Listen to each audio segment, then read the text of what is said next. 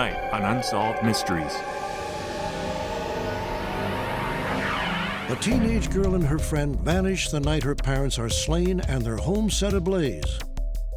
We only had one body accounted for, could find no others, yet we had all the cars there at the house. Were they abducted, or were they involved in the murders?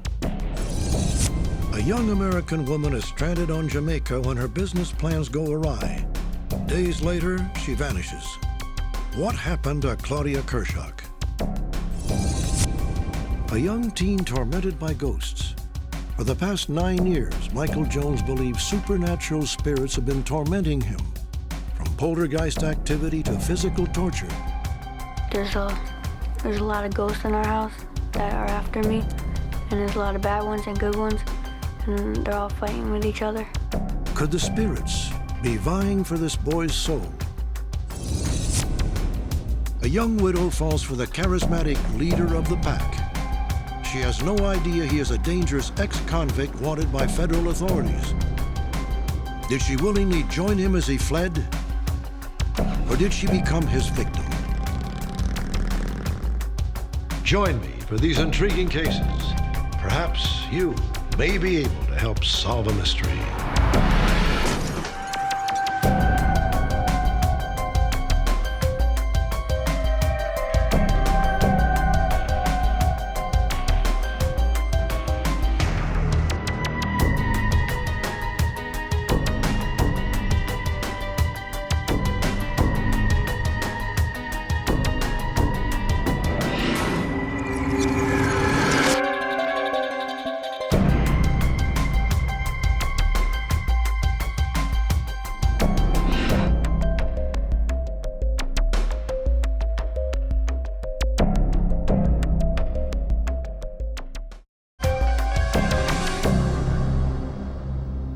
Bonita, Oklahoma, a small rural town in Craig County, December 29th, 1999. What is it? Ashley Freeman turns sweet 16. At her home, it is a night of celebration for her parents and for her best friend, Laura Bible. Laura, she said to me, "Daddy, is it all right if I spend the night with Ashley to the Freeman's home?" Blow them all out. I said, "Well, if you just make sure you're home by noon tomorrow, you know." And noon tomorrow didn't happen the way it should have. Sometime during the night, the Freeman's home becomes an inferno.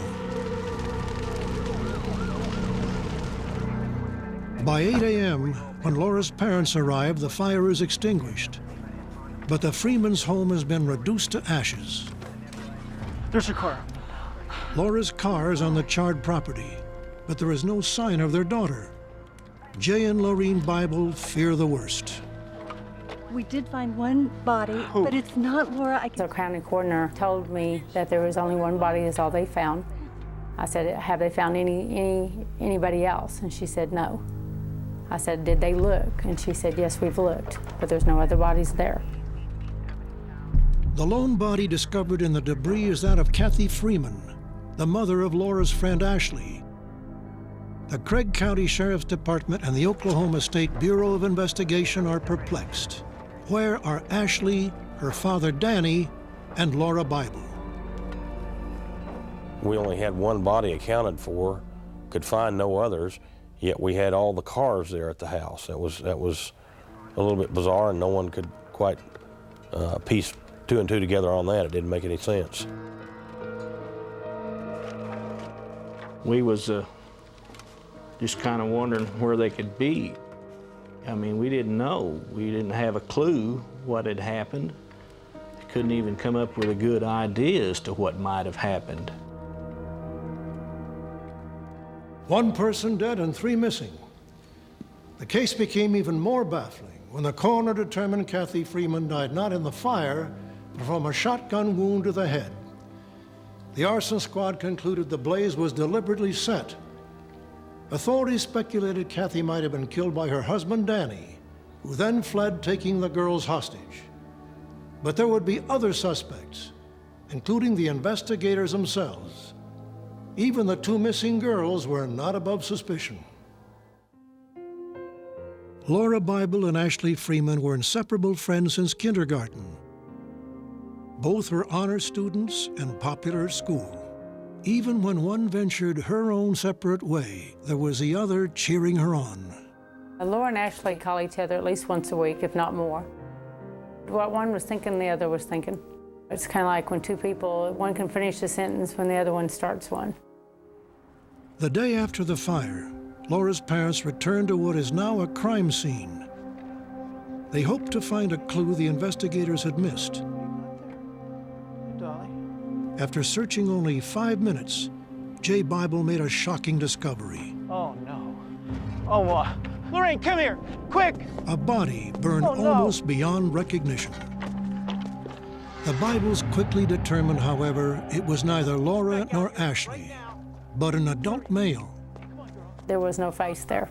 He did not have anything from the upper teeth all the way to the top of his head. It was totally gone, like he'd been shot in the face. We just couldn't believe that they had overlooked a second body in this fire. The body was identified as Danny Freeman, Ashley's father, who investigators had initially believed murdered his wife. Like Kathy, he had been shot at close range with a shotgun. Investigators re-examined the crime scene, but no additional bodies were found. The new search, however, yielded one important clue: Laura's purse, which contained her driver's license and nearly $200 in cash. Honey. What reason would Laura have to leave it behind, unless she had been taken away against her will? Laura's purse. I feel that somebody had went in there for whatever reason, murdered Danny and Kathy, and took the girls. If Laura and Ashley were abducted, who took them and why? The Craig County Sheriff's Department tried to piece together what happened the night of Ashley's birthday. Her boyfriend who attended the party said that all was well when it broke up at 9:30 p.m. Whatever occurred must have begun sometime after he left at that hour. At first, investigators believed a robbery may have turned deadly, but the cash left behind in Laura's purse eliminated that possibility.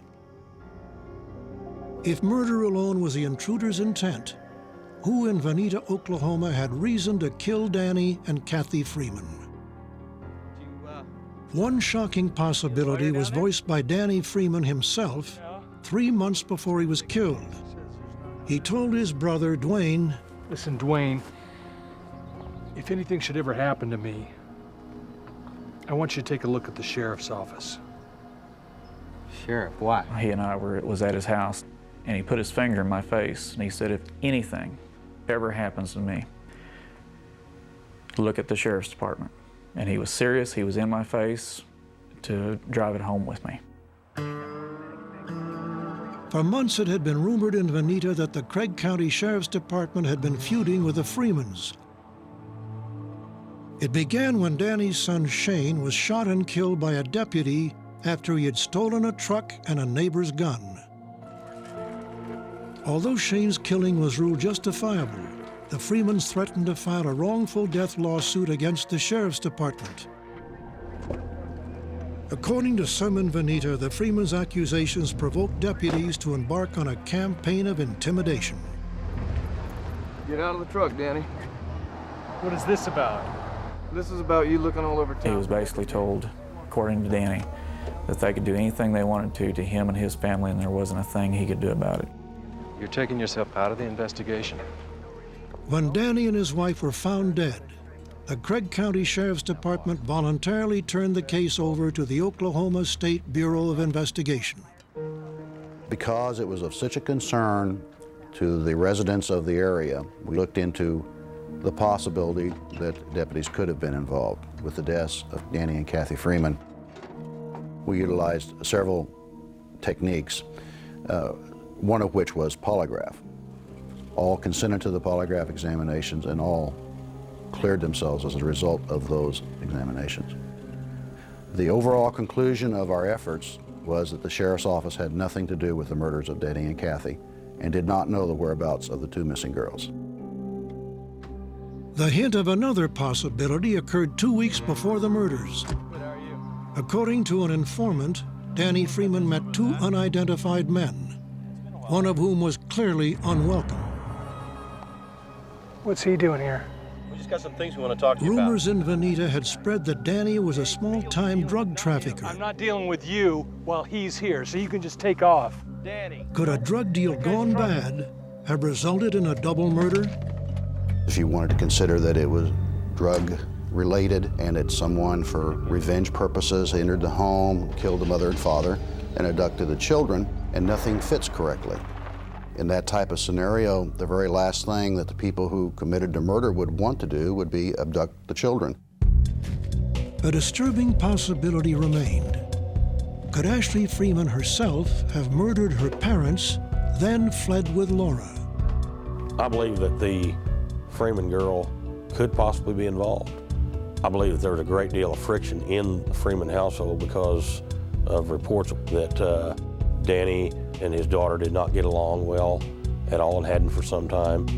That's something we can't overlook. Ashley Freeman might have something to do with the death of Danny and Kathy. However, it's been 15 months since the incident, and I find it difficult to believe that the girls by themselves could hide out that long and not be found. Today, Jay and Lorene Bible are left with only unanswered questions and the void of their daughter's absence.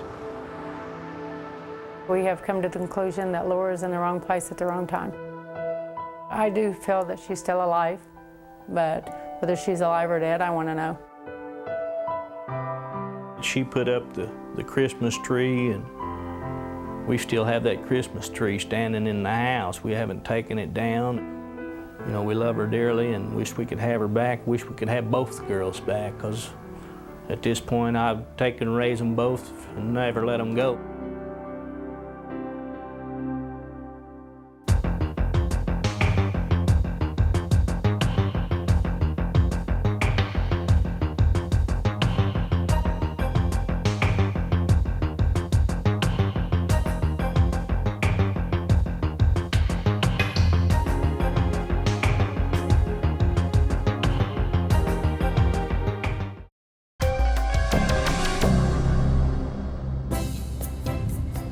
Jamaica, a picturesque Caribbean island known for its sun-drenched beaches, crystal clear waters, and all-inclusive resorts.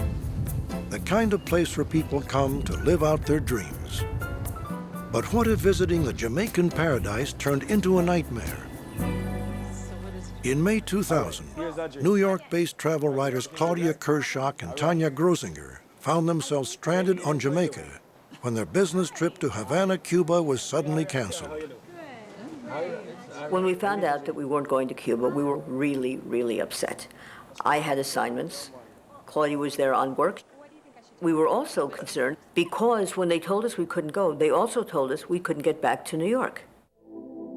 Just prior to a trip to the Caribbean, Claudia Kershaw had landed a job as an editor at Fromer's Travel Guides.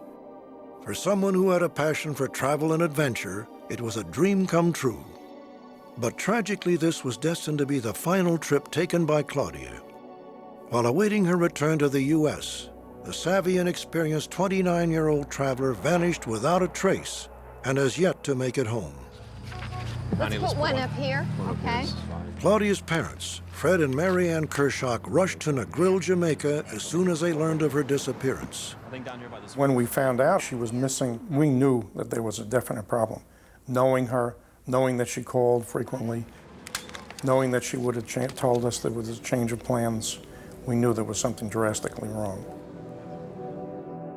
Fred and Mary Ann Kershaw were not prepared for the hurdles they would encounter in trying to learn Claudia's fate. But coming to grips with their daughter's dire situation, they would have to deal with Jamaican red tape, false leads, and lost or missing clues.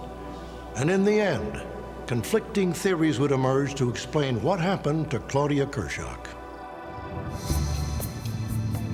Sandals Resorts had sponsored Claudia Kershaw and Tanya Grosinger's original press trip to Havana, Cuba.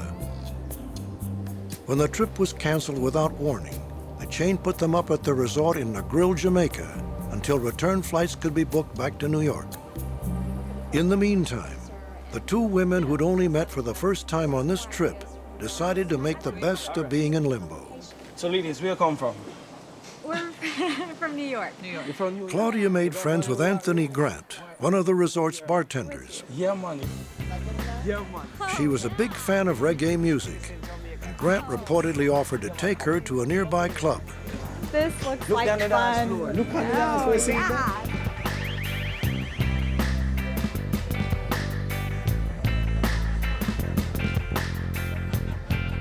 The next morning, she told me that she had gone out with one of the bartenders, who turns out to be Anthony Grant. She told me that they went to a club, that they smoked some dope, and that they went skinny dipping. It didn't seem to be a remarkable experience for her. I mean, it was just something that she did. You know, the situation is, in retrospect, I wish I could remember everything she said, but in fact, it wasn't such a big deal to her or to me. Well, okay, so you remember the bartender. Tanya Grossinger managed to book a flight home sooner than Claudia. You mean those little beach bars? She expected her travel companion would follow shortly, and they agreed to meet up in New York City once Claudia returned to her job there. I wanted to go dance with It's all good. But later that afternoon, Claudia Kershaw mysteriously vanished from the island. You think I'm going to be able to find somebody that can braid my hair just up the way there a little bit? She was reportedly last seen by a lifeguard walking along a Negril beach away from the resort.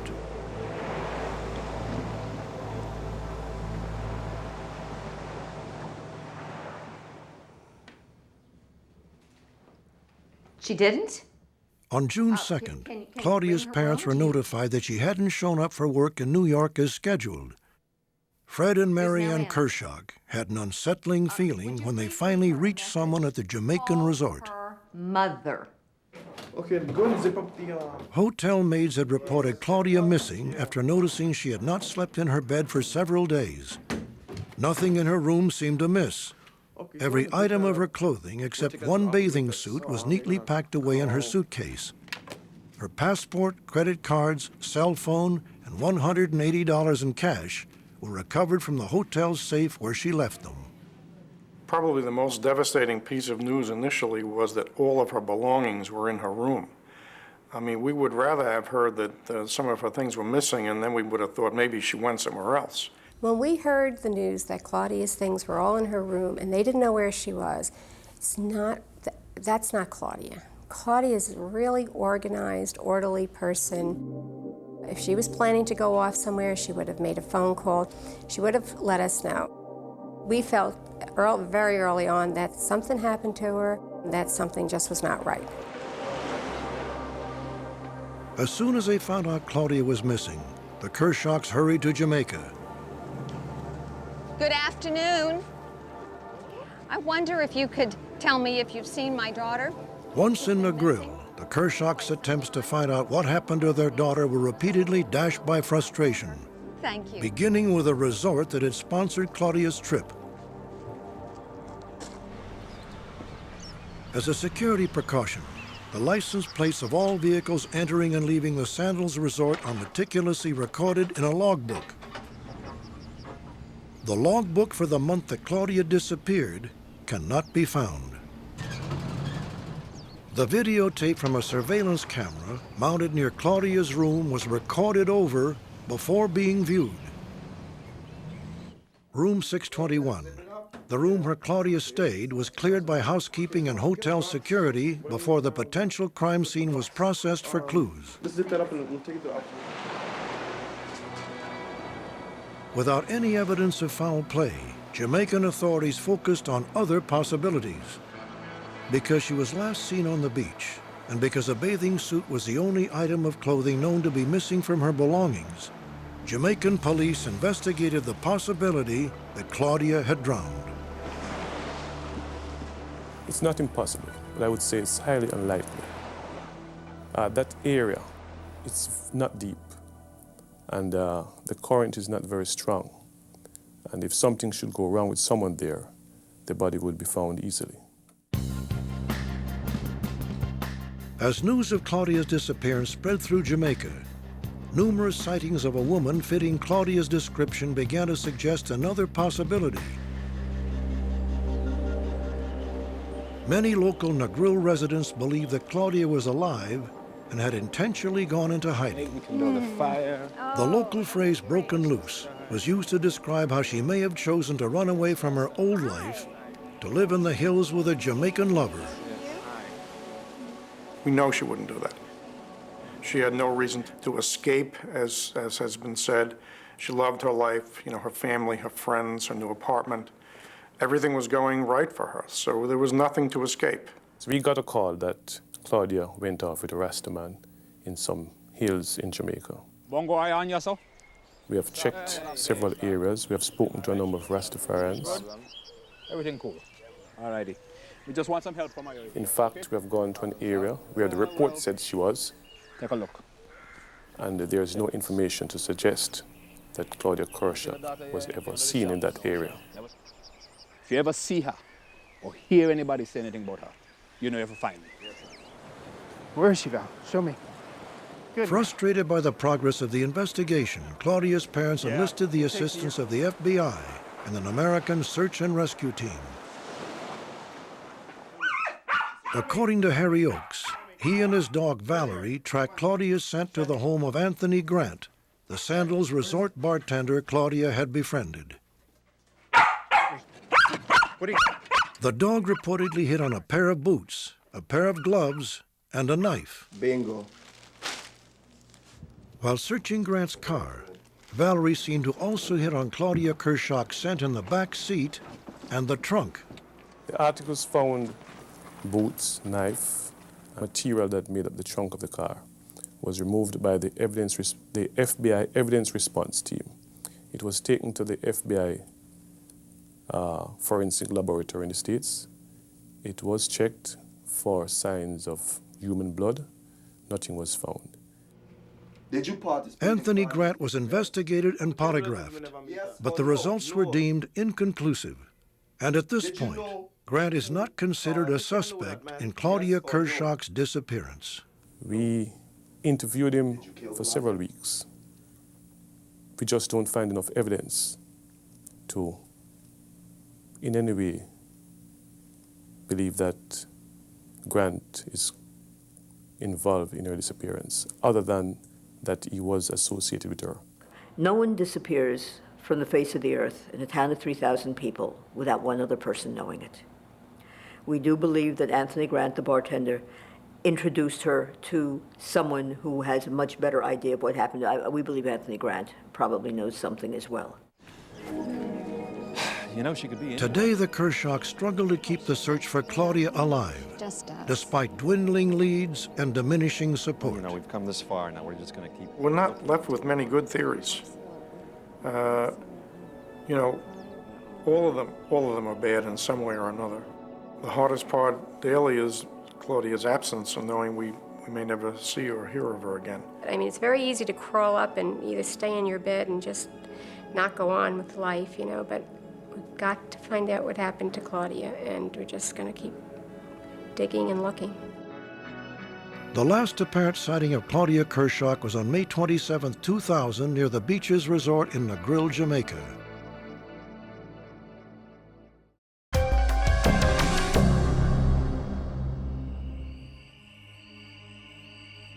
In this day and age, it may be hard to believe that there are people who claim ghosts haunt their homes and demons possess them.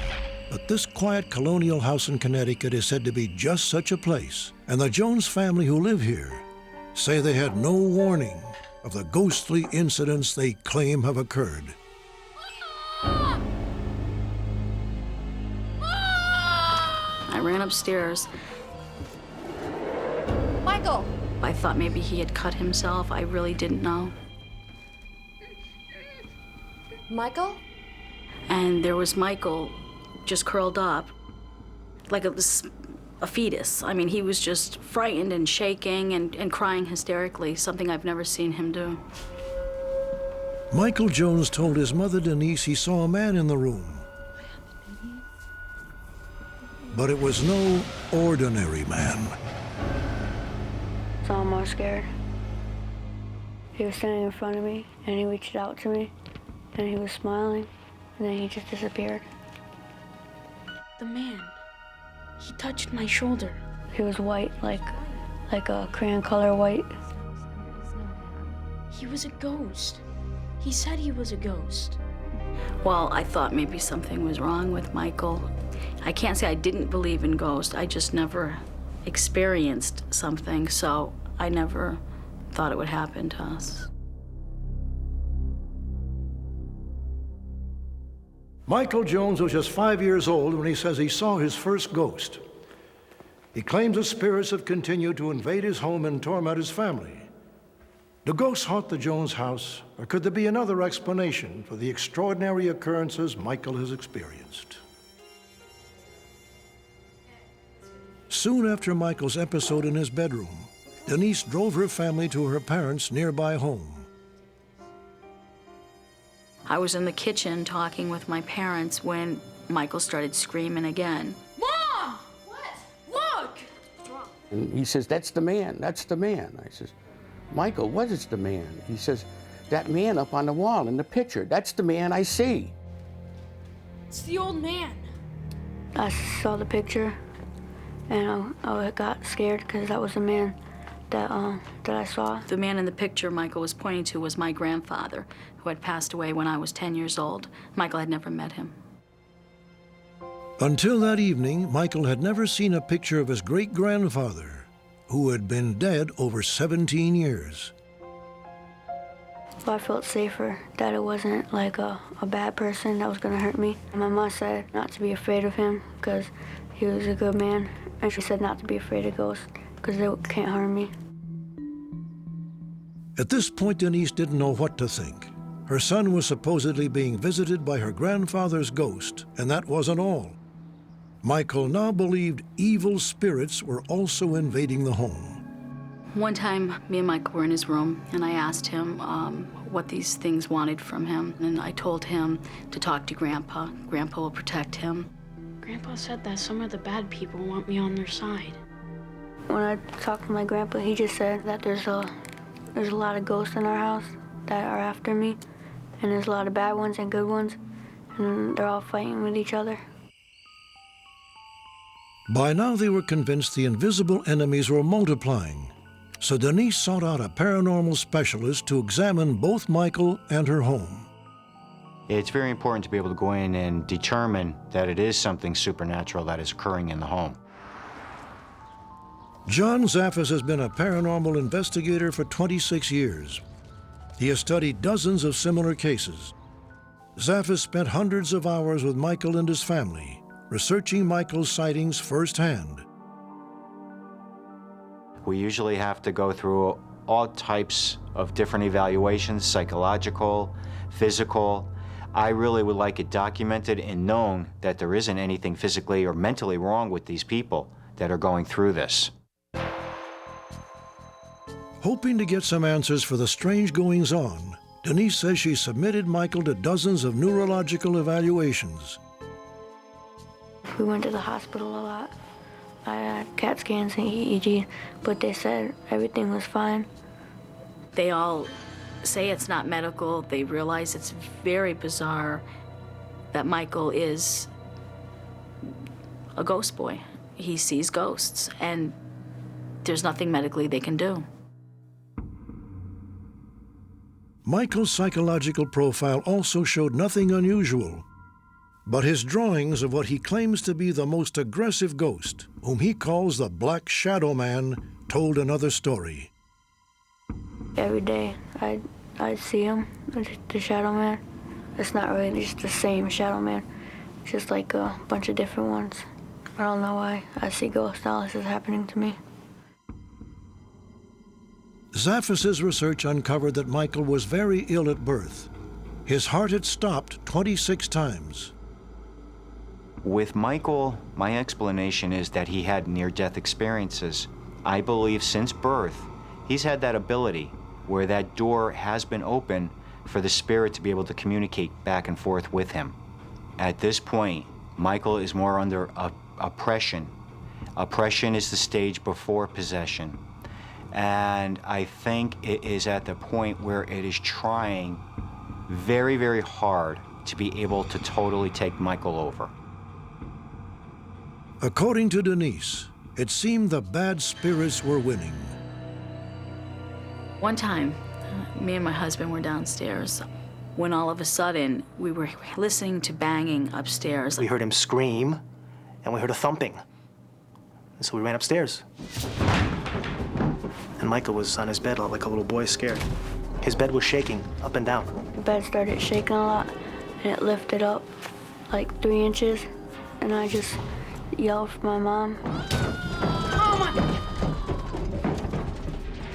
And then dropped, and it stopped shaking. We all ran out of the house because we needed to get a break from the house because it's very scary in there. There was one time when I walked into Michael's room, something caught my peripheral vision.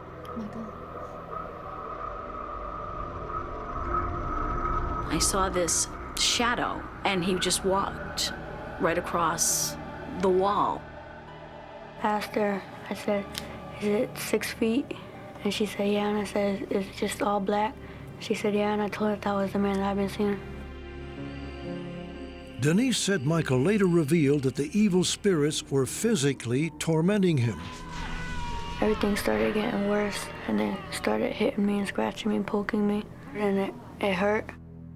Usually when there's a physical manifestation, scratches, bite marks, this is definitely a sign that something is either attached to that individual or it has some way gained access.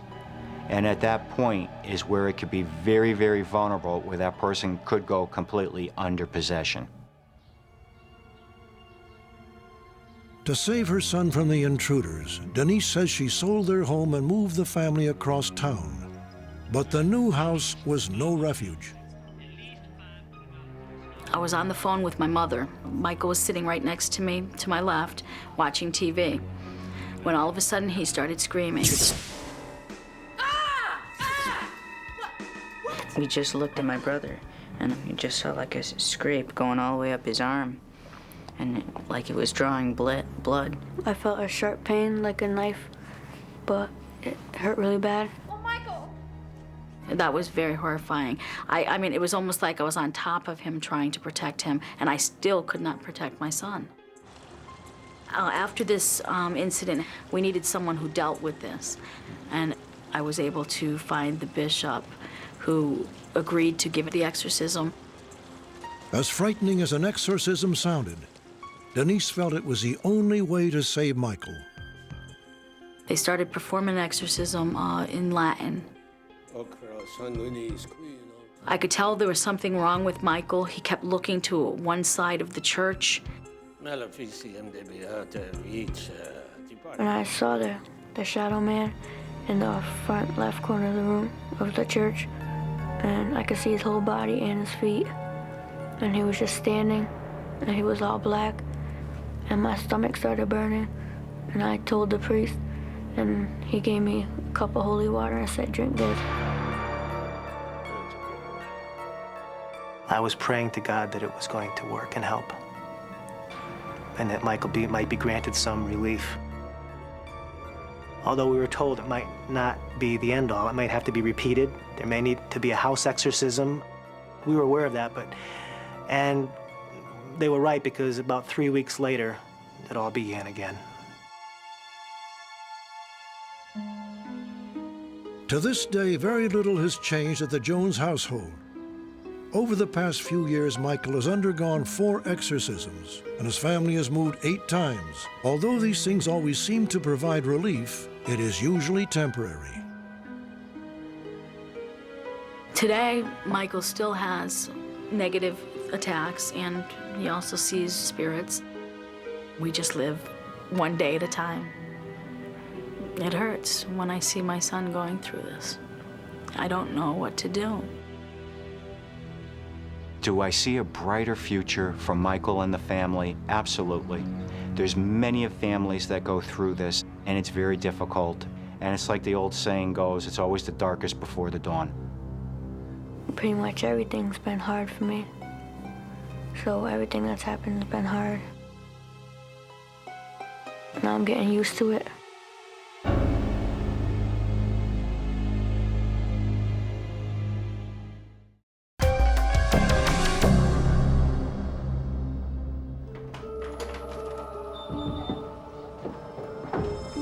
Nadine Jelovcic is worried about her sister Margie. Without explanation, Margie has abruptly left her home in Gary, Indiana. I was looking for clues. Did she write something down? Did she leave something that I could pick up on to know that she would return? I looked in the closets. Luggage was there, clothes were there, all of her things. So whatever she left with, it had to be just enough for a few days. Not enough to be for a long period of time. Nadine is puzzled to find many personal items Margie never leaves behind when she travels. But the most baffling of all is Margie's inhaler, which she needs for her asthma.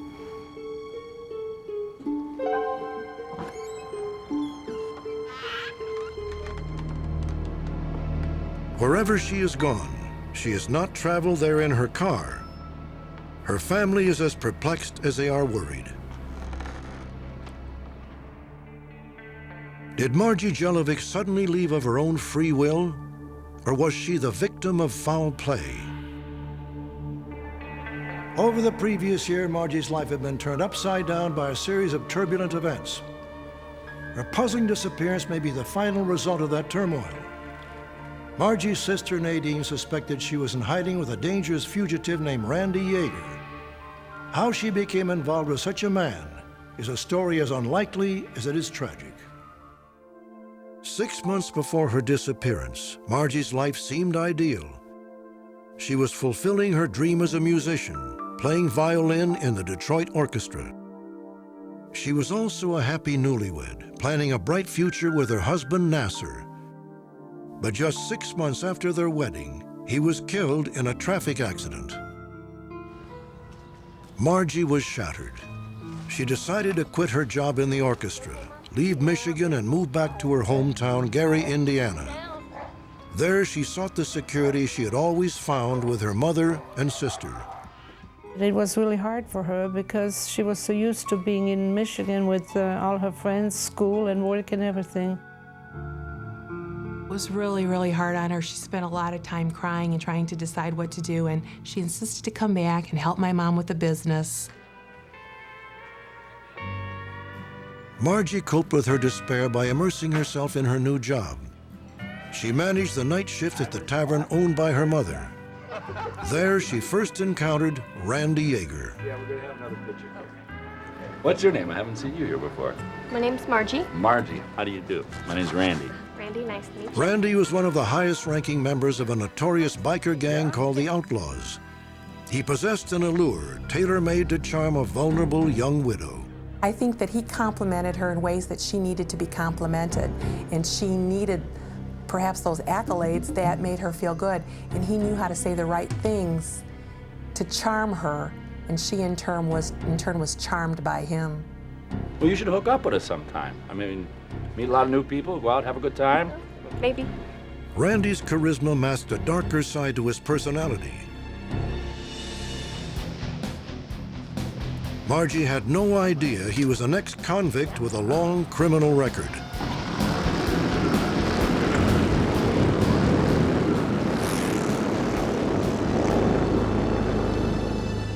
His apt nickname was Mad. He and other members of the Outlaws were then under federal investigation for racketeering, drug dealing, and murder. 2 of the outlaw members murdered this old couple because they had a lot of money inside their house and actually stabbed them with a screwdriver through the throat. I mean, these are bad people that do that. Soon after they met, Margie began dating Yager. Margie was a good girl, for lack of a better term, who seems to have taken a walk on a wild side. This is uncharacteristic of, from what I've learned of her through interviews and stuff. At what point she became aware of his criminal activities, her family does not know. The only thing they knew for certain was that Margie began to change. She became extremely distant. How about I make some coffee? No, I gotta go. You sure? She became distant with me, and my children and distant with the customers. And I don't know whether she was told to be distant and not to speak, or she just totally started to remove herself from society. 3 months into her relationship with Yager, Margie left with him on a trip to Las Vegas. They were unaware that at that very moment, United States Marshals had begun an operation to arrest Randy and several members of the Outlaws. 48 hours later, news of the operation reached Margie's mother. 17 members of the Outlaws were indicted for a Midwest crime spree that included bombings, robberies, and 6 murders. But U.S. Marshals had been unable to locate Randy Yager. I saw the pictures and I said, oh my God, my daughter went with that man, you know? Oh my God, what's going to happen to her now? Federal agents rapidly traced Yager to Las Vegas. But it was too late. He and Margie had apparently fled the city. The first thing I could think of was he going to hurt her? Was she going to be in harm's way because she's with this guy who now everyone in the country's looking for, and she's with him? And what if by mistake they find him and they hurt her? 2 weeks passed. Then Margie returned to Gary, safe but shaken. Strangely, her devotion to Yager was stronger than ever. According to her family, she was consumed by irrational fears of the authorities pursuing him. Is everything all right? Yeah, everything's fine. Do you want to talk? No, I don't want to talk. She felt that they would try and find him through her.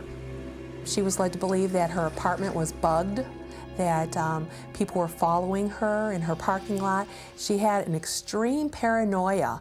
And I said, Marge, what should you be paranoid about? Nobody's after you. You've not done a thing.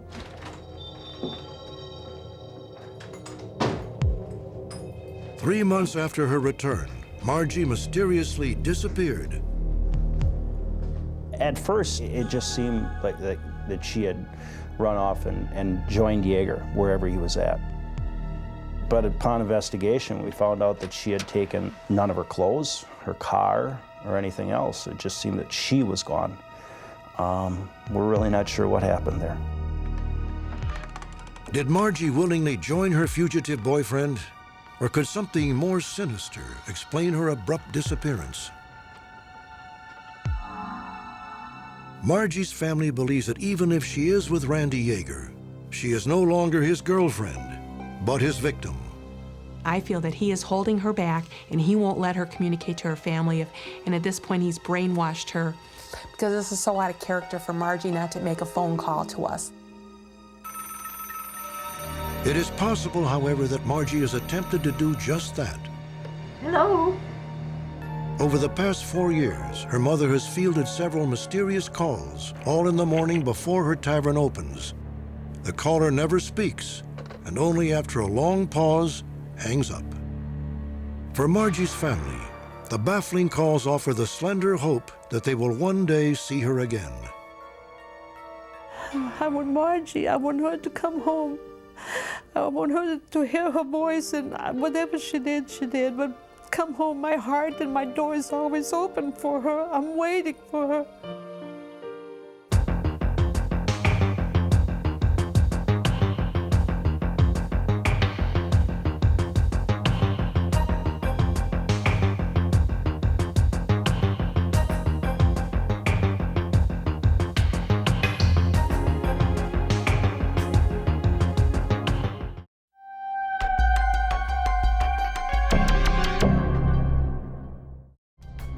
Join me next time for another intriguing edition of Unsolved Mysteries.